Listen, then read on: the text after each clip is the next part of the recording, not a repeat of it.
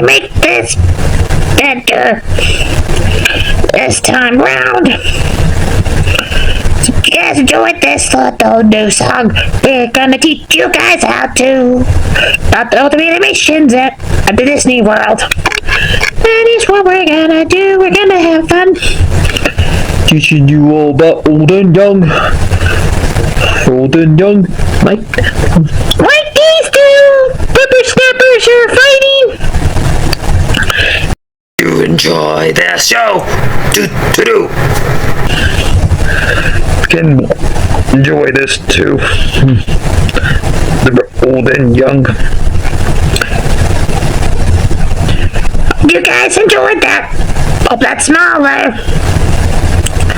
And here's to play play. Enjoy the video.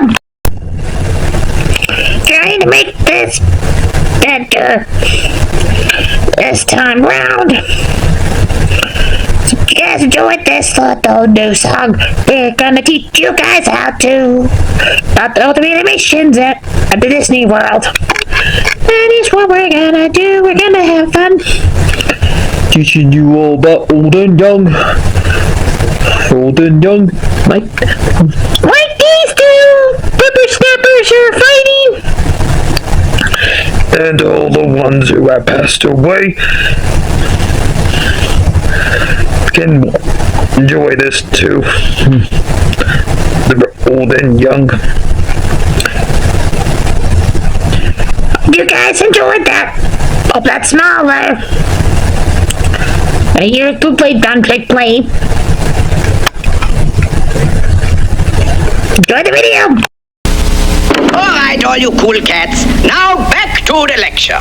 Now you know something? Hi everyone, Martha here. So sorry, no video yesterday. I was kind of busy. Only thing I did have only post was a short, so go hopefully you watch that. Here we go and talking about what two cartoon shorts we're gonna talk about this today, and that is Moving Day, which is a Donald, Goofy, and Mickey cartoon, and Oswald cartoon that is called Not So Quiet. So let's start with Moving Day first. So Pete goes and let Donald and Mickey, who kind of still has his long beak. So I don't know. I guess it might be a little bit shorter, but the last one said that this is the last time looking like that. But I don't know. I don't know how that one's different. His beak's still a little bit longer than it usually is, but who cares? Maybe they forgot about this one. Guess it's because maybe this one's not in black and white. The other one was in black and white. This wasn't color, but he has been in color once before, so I don't know. Goofy might be delivering with them because he is an Iceman delivering ice, but the fact that he actually helps them makes me think that he lives with them. He's just working. Is he like the only one that has a job out of the three of them? Oh yeah, and, I'm gonna mention this because this goes back to what happens later on in the short. Mean Pete lights a cigarette using Donald's beak and throws his cigar, but he throws the match inside of Donald. Really feel sorry for him. He did not deserve that. So Pete is putting out, I guess, on the other side of the house for sale. Because during this whole entire part, Goofy is dealing with a mean piano, a lot more mean than one that Mario has to deal with, minus the teeth. Because he keeps on putting it in the back of his truck, keeps going down there, like coming off hooked, and every time like Goofy looks back, it stays still. And this joke kind of like goes on way too long. Poor Mickey doesn't do much in this short. All he does is like pack the stuff in then he has to get everything packed again because it gets taken out of the suitcase, so we don't really pay much attention to him during this short. Mostly we just pay attention to Goofy and Donald. What Donald has to deal with is that a plunger gets stuck on his tail feather, so he tries to get it off until he goes inside the fan, and when he gets it off the fan, it falls into the fishbowl. Now the fishbowl's on his butt, and the plunger falls on top of his face and he can't see.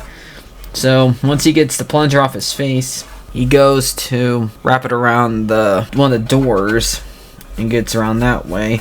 Then his beak gets put on like the gas tank, and finally Donald learns how to fly because it gets filled up with gas. So yay for Donald for learning how to fly. And Goofy's still trying to make sure the stupid piano doesn't get unhooked, so he puts on the stool, puts his hat. Somehow this piano has eyes somehow, and still gets unhooked. And then Pete hears all the commotion and comes in and tells him to keep it down. And then he like lights up the cigarette, and somehow the gas tank inside the house gets filled up the house, and so when he lights the match, it actually blows up the house, and all the items goes onto the truck, and there was nothing left of the house for Pete to sell. So yay! And then the plunger ends up on Donald's buddy, and that's how the short ends. So let's find out who worked on it and stuff like that, like I usually do. So directed by Ben Shermston. Never gonna be able to find pictures of all these guys because they didn't put pictures on all of them online. Walt Disney produced it. John Stoutland also produced it. Starring. Well, Mickey only talks at the beginning, but still Walt Disney doing him. Clarence Nance, Plagueis vaguely. Bill Glanster, who plays Pete. Music by Albert Hayes Mosley. Animated by Paul Allen, Art Burstyn, Al Eger Sternley, Wolf Weatherman, Frank Spencer, Don Totaline, Martin Woodster, and Cecil Young. This one came out June 20th, 1936. So, and this one was in color. Let's go to Not So Quiet next. I'm guessing this one takes place during wartime, because we have like Oswald on the land where he No Man's Land a couple times. So it's wartime. Pete as a dog here, because when Universal owned Oswald, it was just Pete as a dog to make sure that Disney does not get mad. But the fact that they kind of have a mouse here that looks sort of like Mickey is weird. That shoots back at Oswald a couple times here.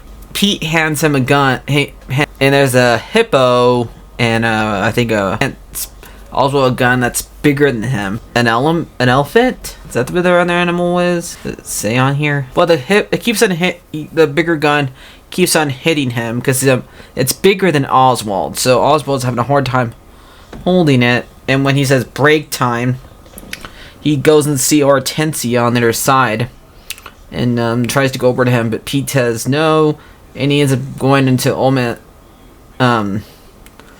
No Man's Land and shoot him high up behind a tree. And this is where we see Mickey sees the mouse that might be Mickey, and it ends with the forces reducing and large forces making not a very difficult escape, and Oswald is relieved of his worries, and Hortensia far beyond the river comes to him and kisses him. So yeah, that's how that one ends. So let's see who worked on it. It's directed by Walter Zelson, story by Bill North, music by James Dynett Rich, animated by Ray Adams, Manuel Moster, Clint Gilsterline, and Plagueis Vegas, who does the voice of Goofy. The last one actually animated on this one. June